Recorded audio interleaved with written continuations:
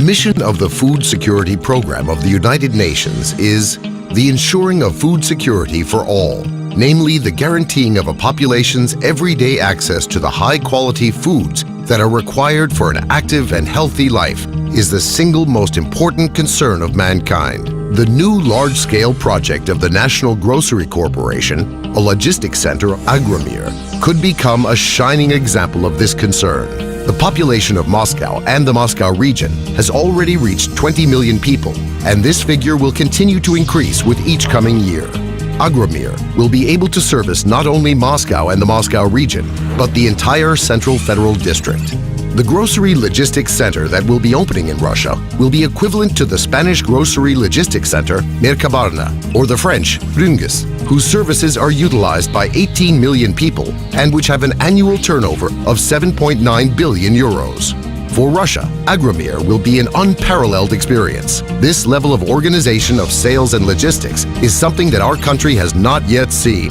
It is more than 10,000 new jobs for residents of Moscow and the Moscow region, the simplest means of carrying out direct transactions between the supplier and the buyer, transparent pricing, supporting of Russian producers, tax payments to the budget.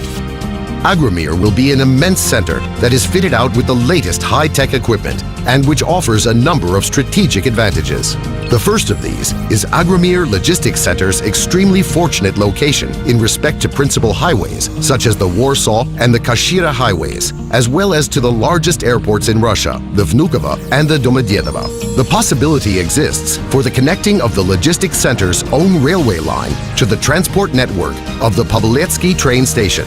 This will greatly reduce transportation costs and improve the dynamics of business processes. The second major advantage will be the size of the logistics center's territory and carefully designed infrastructure. Ultra-modern exhibition halls, warehouse buildings with loading areas, high-rise office buildings, a hotel, and underground parking facilities will be built on a territory covering over 100 hectares. For the convenience of the sellers and the buyers, spacious freezer warehouses, quality control laboratories, the offices of various banks, as well as numerous food courts will be opened. The trade pavilions will be divided into two types. The first type will be allocated for direct sales of goods from vehicles, intended for food products that have a long shelf life and aren't particular about their environmental conditions. The second type will be for the sale of goods that require special storage conditions, including deep frozen products. The third strategic advantage of the Agromir Logistics Center will be the assortment of food products. The specially designed logistics systems in the complex itself will significantly simplify the search for specifically required offerings within the huge selection: fruits and vegetables,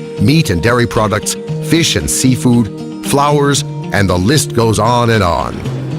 Major foreign food suppliers are already expressing serious interest in cooperating with the center, and it will open good sales prospects for Russian food producers for domestic agricultural production. The logistics center Agromir in Moscow is only the first harbinger. The National Grocery Corporation's plan is to create a network of similar centers connected by one logistics system and serving to ensure quality food products for the entire Moscow region.